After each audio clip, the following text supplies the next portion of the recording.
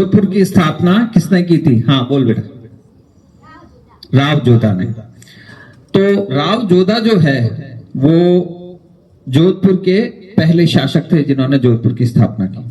लेकिन अपन थोड़ा सा पीछे इतिहास में जाते हैं कि राव जोधा के पिताजी थे रणमल, और रणमल जो थे वो मंडोर ठिकाने के ठिकानेदार थे। उनकी बहन की शादी कहां की थी?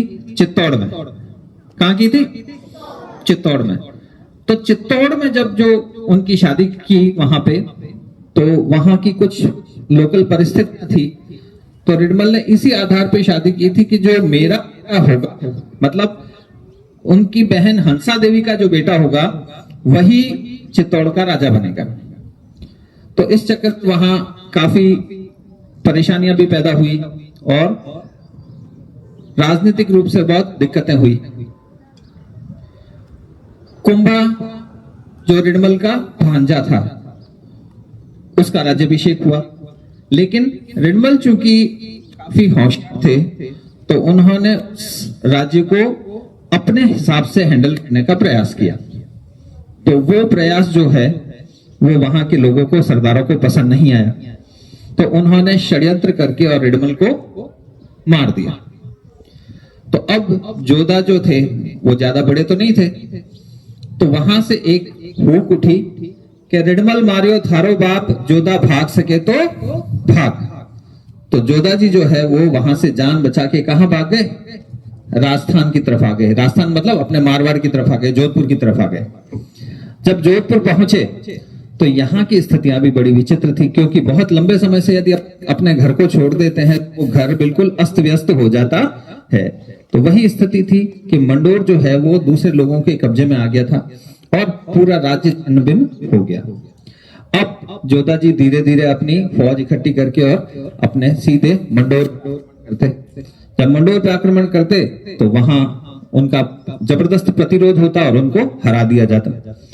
इस तरह से 2-3 बार जब हुआ आक्रमण, जोधा जी काफी निराश हो गए और एक बार भूखे प्यासे जो है वो किसी कुटिया की तरफ पहुंचे। उनको बड़ी प्यास लगी थी, भूख भी लगी थी, तो उन्होंने दरवाजा खटखटाया माई का। उन्होंने कहा माई भूख लगी है और प्यास लगी है, तो उनको और ठंडा पानी पिलाया। ठंडा पानी पिला के और उनको खींच परोसा गया। खींच पता ना आप सबको? खींच परोसा गया, गर्मा गर्म खींच था और बीच में घी डाला हुआ था, वो भी पूरा गर्म था। जोधा जी ने एक किया ना दो और सीधा खींच के बीच के अंदर हाथ डाल दिया। तो जब गरम गरम चीज होती है उसके अंदर बिल्कुल बीच में यदि खींच में हाथ डाल देते तो हाथ तो जलता ही है। जोधा जी का भी हाथ जल गया। अब वो माई जानती नहीं थी कि ये जोधा ही है, तो उसने कहा यूं कहीं करे हावड़ जी, जोधा वजू कहीं करे। तो उनको एकदम लगा कि ये जोधा वजू कहीं करे का क्या मतलब हुआ? मतलब मेरी कहीं ना कहीं तकलीफ है, मेरी कहीं ना कहीं ऐसी चीज है जो मैं अपने सुधार नहीं पा रहा हूं। तो उसने माई से हाथ जोड़ के पूछा कि माई जोधा मैं ही हूं, मेरी क्या गलती है जो तू ये वो जोधा का उदाहरण दे रही है? तो उसने कहा You are eating from the center, Jodha. Start from the cooler edges. That is how a kingdom is won. है तो उसको धीरे धीरे साइड से अपने को जीतना शुरू करना पड़ता है। तू तो सीधा मंडोर के ऊपर आक्रमण कर रहा है और उस मंडोर पे जैसे आक्रमण करेगा तो तेरा तो हाथ जलेगा ही जलेगा, जिस तरह से तूने खींच के अंदर हाथ डाला। तो जोधा जी को ये बात समझ में आई कि हाँ अब मुझे क्या करना चाहिए। धीरे धीरे साइड में से खींच खा के और उसको ठंडा करके खाएंगे, तब हम बिल्कुल बीच तक आराम से पहुंच पाएंगे। और यही रणनीति उन्होंने अपनाई, किसके लिए? अपने राज्य को प्राप्त करने के लिए। उन्होंने मंडोर के आसपास के क्षेत्रों को जीतना शुरू किया और जीतते जीतते जीतते जीतते 6 महीने में उन्होंने मंडोर को भी अपना हस्तगत कर लिया और थोड़े टाइम में उन्होंने जोधपुर की स्थापना कर दी।